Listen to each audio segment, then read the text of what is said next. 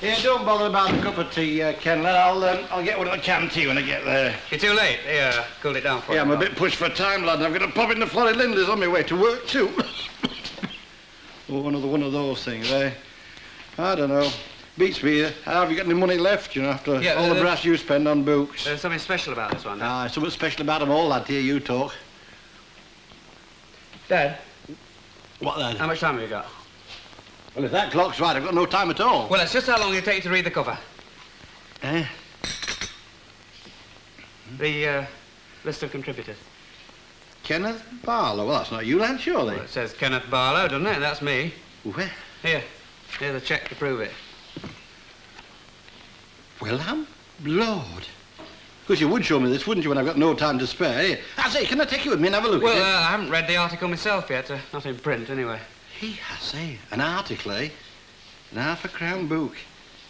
Well, now, look, don't go lending it to anybody, will you? I want to have a look at that when I get home. Don't you worry, Dad. It'll be here when you get back. Better be.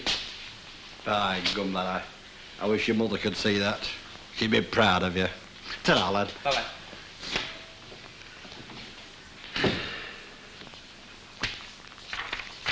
You know, I had such high hopes of you. I'd been hearing all these talks about you and Kenneth Barlow having heart-to-heart talks all over the place. I thought you were getting some sense. Perhaps he was. What's that supposed to mean? You were very interested in me with Kenneth Barlow. Interested in you? Interested in my way of life. Your way of life, eat, sleep and cadge. No. He asked me what my views on men's fashions were and how much I spent on my haircuts a week and what sort of books I read. You didn't tell him nodded, did you? Yeah. I said I had to read simple books so my mum could read them after. What's all of this in aid of all of a sudden? Well, it's obvious, isn't it? I mean, he's earning good money for the first time in his life and he wants to know how to spend it, so he comes to me. He's not daft, you know. Yeah, you spent all that time finding out how much about your wages. Yeah, of course he did. And he asked me, too, about the clothes I were wearing, and I told him I bought some dead far-out leather gear, and he was very impressed, too. And that's all he was interested in, your clothes? No, well, he mentioned some other things. Like what? Well, like who the foreign secretary were, for instance. But, well, I couldn't help him there, because I didn't know myself. But I had him beat on pops, though, and then top 20, just like that, dead right order and all. You know, he's getting very nosy all of a sudden. He's just interested. You call it what you like. I call it nosy. And I wonder why.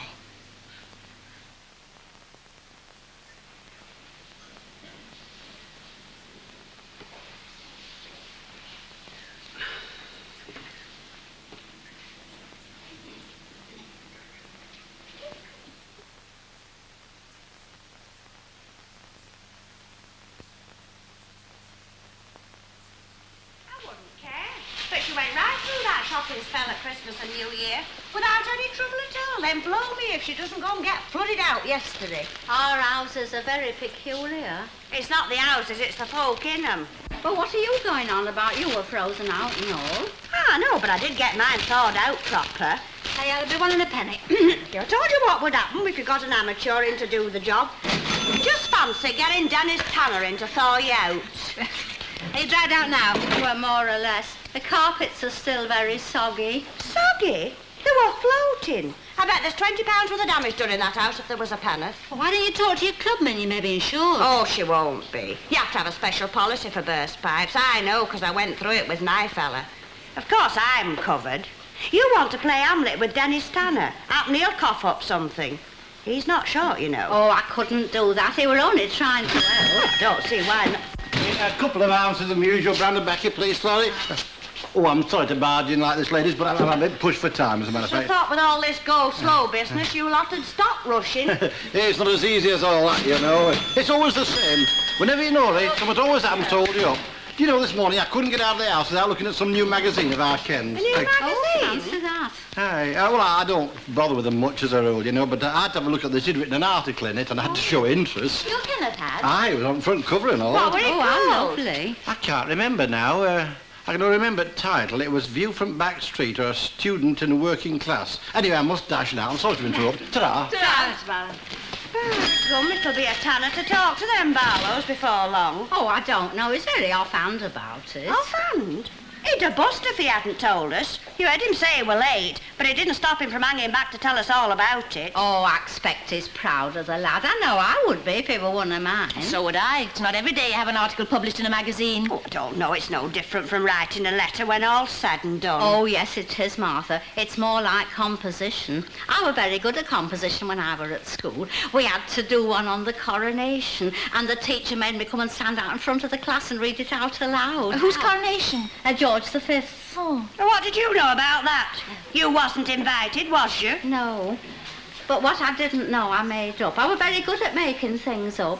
Sounds as if you were very good at embroidery and all. Yes, I was, as a matter of And fact. putting into other people's conversation. All I was going to say is, I've got nothing against the boy. I think he's a very nice lad. A very nice lad indeed. You may not believe this, but a couple of weeks ago I was coming home from town one Saturday morning from shopping, and he got on my bus. He sat next to me and he paid me fare. Always a good lad like that. We had a very interesting conversation. He was sympathising with me for the way I had to manage. Very interested in me were Kenneth Barlow. Very interested indeed. Hello. If you're looking for your key, love, your door's open. Oh, no, love, have you got a pencil on you? Aye, foot rule, pencil, screwdriver. Oh, out you go on, I'll settle for the pencil. I've got one here, then, here. Ta. Flipping gas men. What's up then, love? I have called 3 times for the purpose of emptying your gas meter. Will you please let us know when it be convenient for us to call again? I know, I feel like putting 2 o'clock Sunday afternoon. Oh, live and let live, love. I suppose it's not his fault. Hey, listen, do you know anything about Kenneth Barlow? Oh, we have our ups and downs, you know. Yeah, I know, but has he been tapping you? What, with his money? No, love, I mean, has he been tapping you about your private life, you know? I don't even know about it myself, fellow, then. It ain't marvellous, eh? Some people have all the luck. Oh, I suppose you can say that. Do you know what happened? The boiler blew up in Bessie Street. They sent the whole flipping lot home. Teachers, kids, the lot. Dinner time and all. I'm not kidding. Nellie's going airless. He'd be the first to complain if a lad was sitting in a freezing classroom. Yeah, they always talk like that lot, you know. Still, I wouldn't mind 3 weeks off myself, you know. 3 weeks? Ah, you've got, haven't you got Eric Bradley doing the job? Yeah. Oh, little beastie before he's finished, you know. And when he has finished, you'll have ice water running through your pipes, you know. Well, thanks very much. Oh, I'm not kidding. It's all right. You laughing. Give me a pencil. Oh. Ta. Ta-da, Will. Ah, he's got a character, Yeah. hasn't he? So you're pretty intelligent, though, which is something you can't say for everybody. Yeah. Kenneth. Yeah? Cyril. It's quite right, true, in an Ina. article It's in one a of them magazine. I Sure, I got always the hair of said you. Now, let's get this straight. You know, the babble since you come in. You, what's he supposed to have done? Well, we've been telling you, Ina, he's written an article in a magazine. Right, what about? The student working in the class. I expect it's all about teaching. Very techers like it. We're called the student and the working class. I remember it distinctly. Oh, well, that's not what I heard. Well, you heard it wrong then. It's what I say, Ina. It was called the student and the working class. Well, oh, I suppose it could have been. Right, back to you. What's it about? Oh, I don't know. Nobody's read it yet. I see. And what's this magazine called? Oh, Mr. Barlow didn't say. It did say it's a new one, though. So that's it. Kenneth Barlow's written Nobody Knows What in a magazine nobody knows the name of. That's a fine story to come home with, isn't it? Well, we just thought you'd like to know. Yes, we thought you'd be interested. Interested? I suppose you think it's interested those blooming cats of yours who wave a bottle of milk in front of their noses. The student and the working class, eh? Hey, what was that you were talking about coming home on the bus with him? Oh, you mean when he paid me fare? Oh, I trust you to remember that. Did he say what else that you remember? Oh, yes, I remember every word of the conversation. He were talking about that, their fallout. That what? Oh, don't set her off again. You know, that their radio... Radioactivity? Ah, that's right, radioactivity. Of course, I told him I didn't care about it one way or t'other. After all, it's got naught to do with us, has it? Mind you, you're very ignorant on some things. I mean, he knew naught about pub prices. Well, you'd have thought a young fella like that would have had some idea, especially as they're always bringing out new drinks in pubs. Still, it were very flattering to be asked. Very flattering indeed. The new prosperity has not opened new horizons. The people in my street are still bound by their immediate needs. For them, a glass of milk stout in the snug is more important than the level of radioactive fallout. A greyhound evokes more sympathetic attention than the arrival of workless immigrants. Agree? Oh, aye, it's true enough. But it's just like saying the silly beggars round here can't swim the channel. No, that's not the point. Oh, but it is. It's blaming them for something that they shouldn't rightly be blamed for. No, I don't blame them. I blame a society that doesn't give a damn for real values. Yes, well, that's what I'm getting at. Don't you see that everybody in the world can't go through life feeling like that? You must understand, Kenneth, that these people have had it rough in the past, and now because things are better, you can't blame them for making the most of it. Not them. I blame the whole rotten damn you Jack society. Look, if there's a nuclear war, these are the first people to be wiped off the map. And yet, if you organise a protest march, they're the first people to laugh at you. These marches aren't just for long-haired intellectuals, you know. They're for everybody. Yeah, like the one from Jarrow. What? Has your dad read this? Not yet, but he will. Is he coming home to his dinner? Yeah. Are you going to light a fire for him? Yeah. Well, then if I were you, Kenneth, I should light it with that.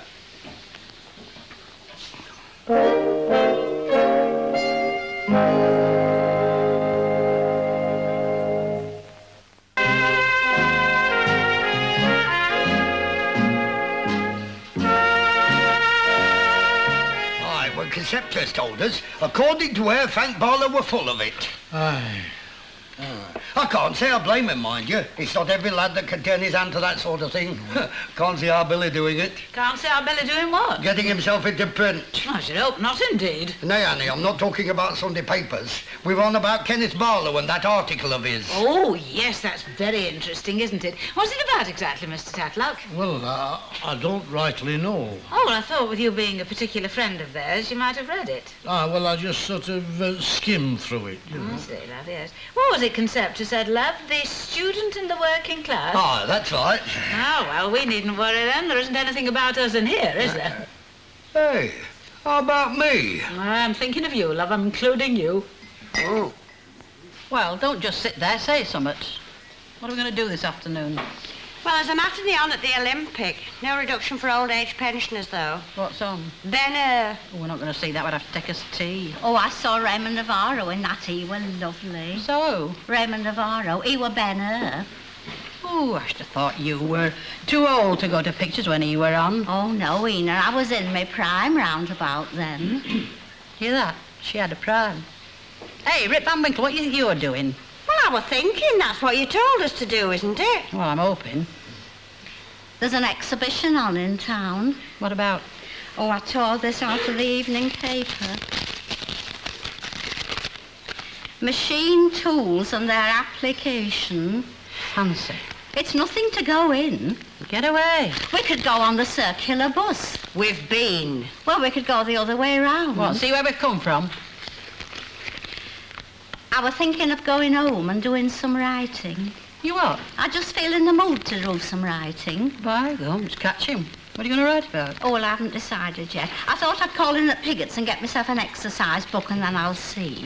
Oh, funnier things have happened. Think of them fellas that slop paint on floors and ride about on bicycles. What sort of things are you going to write about? Oh, I haven't made up my mind yet. Something from your own experiences. Oh, no, Ena. Go on, be a devil.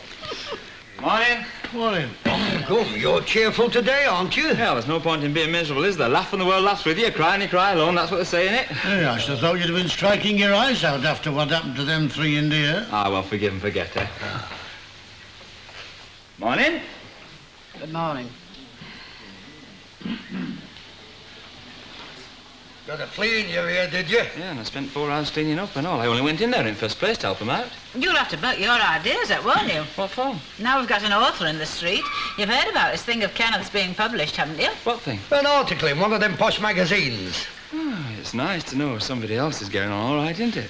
Mind you, there's not much money in writing these days, not unless you're on show business side. Now, if you were scripting for a top comic... Oh, but it's not like that. At least I don't think it is. Ah, well, either you've got it or you haven't, and even if you have, it's not always so very easy.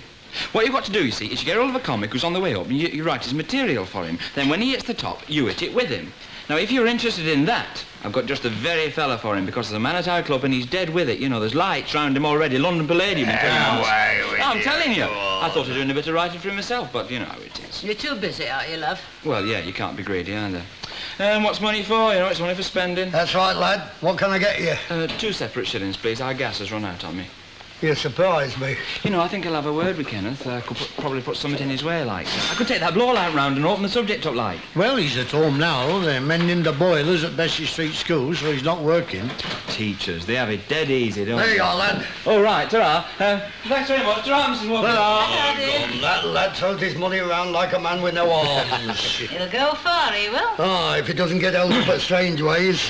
Now, Jack, there's nothing wrong with that lad, and well you know it. You what?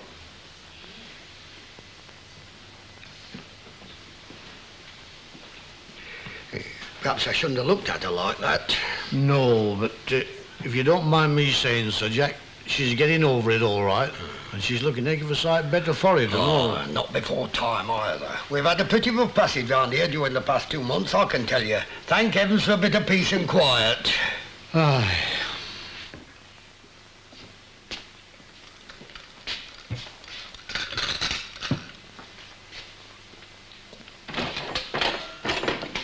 Hello, I brought your blow lamp back. Oh, thanks. Come in.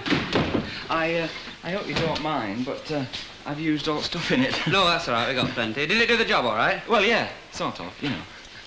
I hear you've been doing a bit of writing then. Yeah, a bit. Oh, all right, Ed. Did they pay you? Yes, it is. As a matter of fact, I got 25 guineas. 25 guineas. Oh, not bad, eh?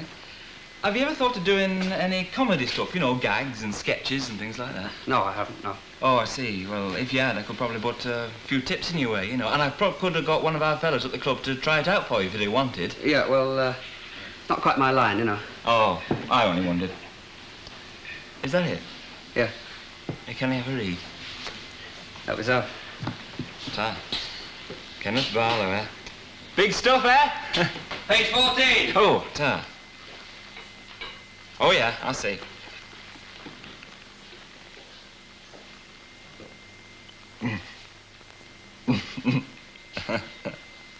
Hey, you're dead on the ball here. Some blokes are just like this. Hey, dig this. The younger element in these areas worships mainly at 3 altars, those of sex, sharp clothes, and the inevitable top of the pops. You must know Rocky Doherty. No. Go on, you're kidding. No, I don't think I know him. Go on, you must do, mate. This is him to a T.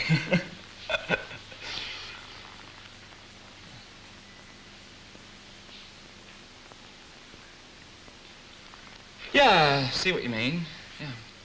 Well, there's a lot of these sick comics floating around nowadays, you know, and they're always after them dead far-out jokes about hydrogen bombs and all that sort of stuff. Ta! I bet you do know Rocky Doherty.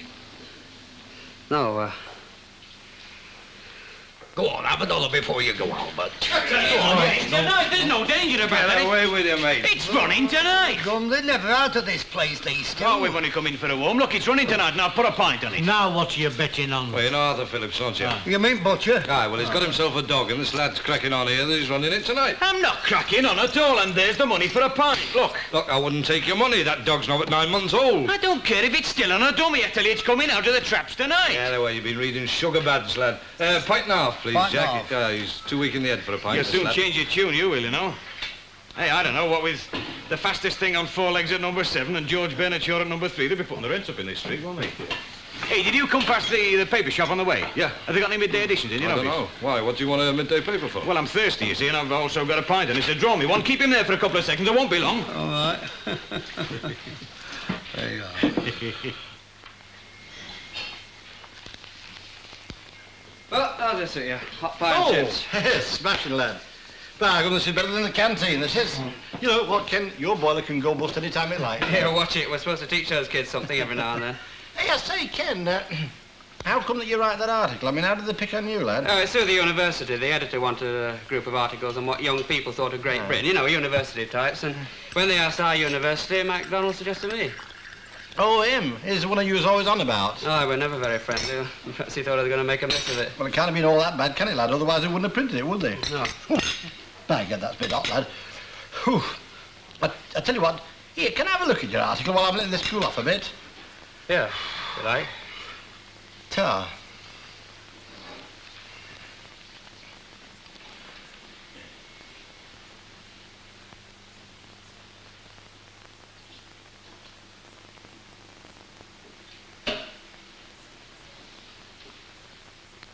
Well?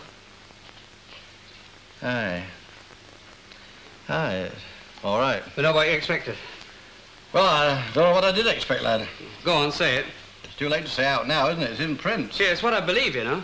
I'm not saying out about that, but I mean, did you have to make it so obvious who you were talking about? Well, I had to write about what I knew. I know Coronation Street. Well, I'm not saying out about that, lad, but publishing be damned, I suppose, but... Well, I find it a bit hard to read that sort of thing, you know, about people I know. I'm not running anybody down, you know. I mean, I'm on their side. Aye. I mean, this is written for eggheads. No one round here will read it. There won't be a copy on sale for miles. No. Look, Ken, do us a favour, will you, lad? What? Don't let that to anyone round here to read now, will you? No. No, I won't. You know, if you drink your beer and go home, I could shut up. What, with an hour to go, you could not. I know the law, you know. Anyway, I'm not going. Thanks very much. Well, you can look after this place for a minute. I won't be long, and if anybody comes in, don't take the money. Right, I won't. Yeah, Mr. Bigot, have a shove for right. your tat. Now, what does this say here? Cornflake in 823, does it or does it not? There you are. He must be daft. Ah, well, that's not what we were betting about, is it? I don't remember making a bet about that. Eh? Oh, you can afford it anyway. Hey, must be daft. Look at the opposition he's got there, mate. Yeah. Hey, hang on a sec. Hey, get a load of this. What? Kenneth Barlow, 25-year-old local schoolmaster of Coronation Street, struck out at his neighbours in a scathing 2,000-word attack in the new left-wing magazine Survival. Today, writing in the 4th issue, Mr. Barlow is a Bachelor of Arts and lives at number 3 Coronation Hey, let's Street. get jacking, eh? Hey, no. Let's keep out of this, mate. You don't need to push news like this. It'll be in all the evening editions as well, you know. By gum, so it will. Well, Ken survived his literary debut, just, but his frustration with life and his fellow residents were to resurface again and again over the years. Coming up after the break, his increasing dissatisfaction drives his first wife, Val, to make a move she never dreamt she'd contemplate. And neither, I'm sure, did he.